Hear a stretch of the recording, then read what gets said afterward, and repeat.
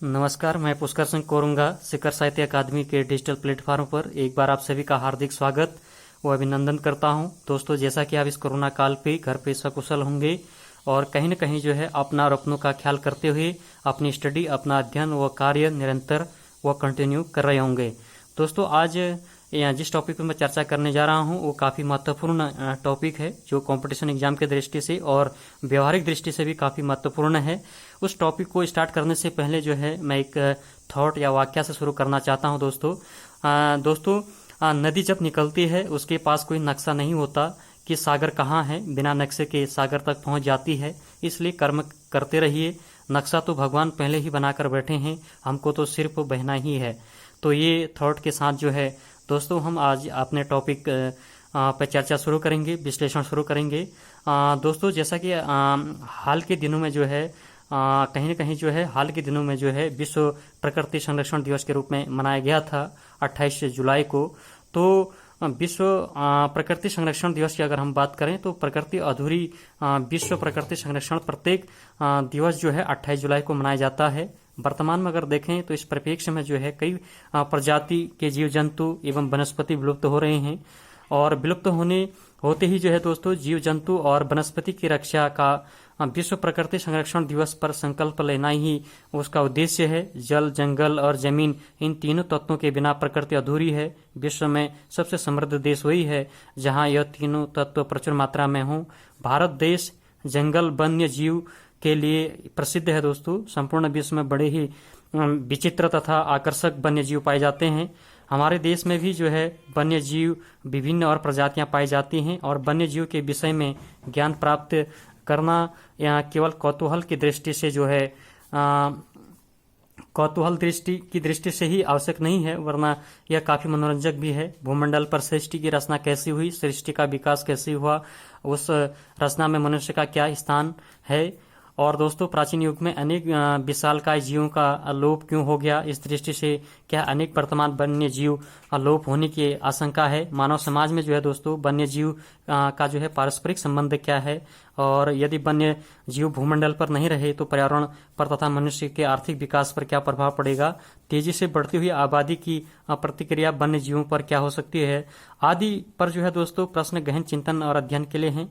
इसलिए भारत जो है दोस्तों भारत के जो वन्य और वन्य जीवों के बारे में जो है जानकारी जो है लेना आवश्यक है। भली भांति इस चीज़ को समझना बहुत जरूरी है, क्योंकि कहीं न कहीं ये जो है पर्यावरण संरक्षण का भी एक विषय है। पर्यावरण संरक्षण की अगर हम समस्या की बात करें तो विज्ञान के क्षेत्र में असीमित प्रगति तथा नए आविष्कारों की स्पर्धा के कारण आज का मानव प्रकृति पर पूर्णतः विजय प्राप्त करना चाहता है। इस कारण जो है दोस्तों प्रकृति की संतुलन भी बिगड़ गया है। वैज्ञानिक उपलब्धियों से मानव प्रकृति संतुलन की अपेक्षा की दृष्टि से देख रहा है दोस्तों। और दूसरी ओर धरती पर जनसंख्या की निरंतर वृद्धि, औद्योगिकरण और शहरीकरण का तीव्र गति से जहां प्रकृति के हरे भरे क्षेत्रों को समाप्त किया जा रहा है, ये कहीं न कहीं बड़ा ही समस्या का कारण बनता जा रहा है। और पर्यावरण संरक्षण के तरीके की अगर हम बात करें तो पर्यावरण शब्द जो है परिधन आवरण के संयोग से बना है। जैसे कि आप जानते हैं परि का आशय होता है चारों ओर और आवरण का आशय होता है परिवेश।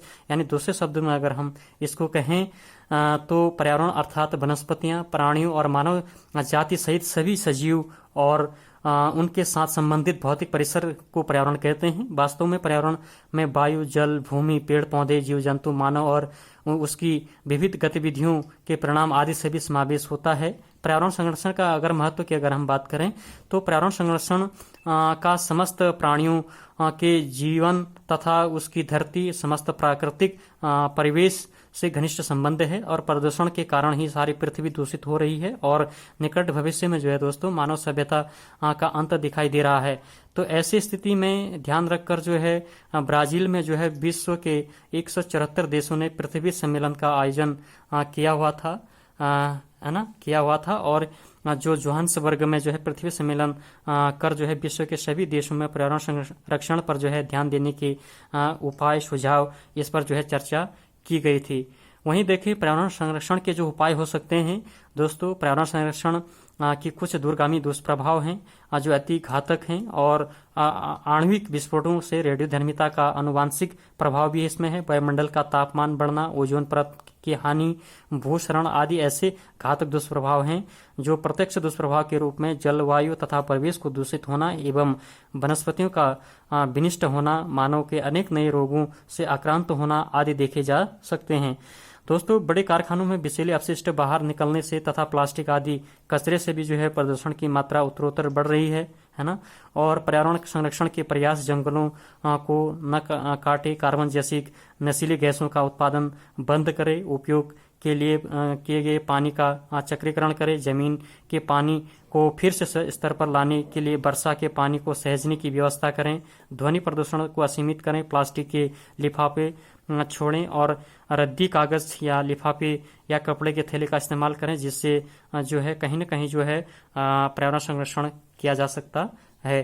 तो एक छोटा सा प्रयास था दोस्तों कि आज पर्यावरण संरक्षण पर जो है एक छोटा सा विश्लेषण मैंने किया, जो कहीं न कहीं जो है एक व्यवहारिक दृष्टि से भी और जीके की दृष्टि से, कंपटीशन एग्जाम की दृष्टि से एक महत्वपूर्ण टॉपिक हो सकता था। तो इस पर मैंने एक छोटी सी चर्चा की, विश्लेषण किया। अगर ये वीडियो आपको पसंद आया तो इसको आप लाइक करें, शेयर करें, सब्सक्राइब करें। और कोरोना काल चला है तो ऐसे समय में जो है अपना और अपनों का ख्याल करते हुए अपनी स्टडी, अपना अध्ययन व अपना कार्य को जो है निरंतर करते रहें। एक बार आप सभी का जो है बहुत बहुत आभार व धन्यवाद।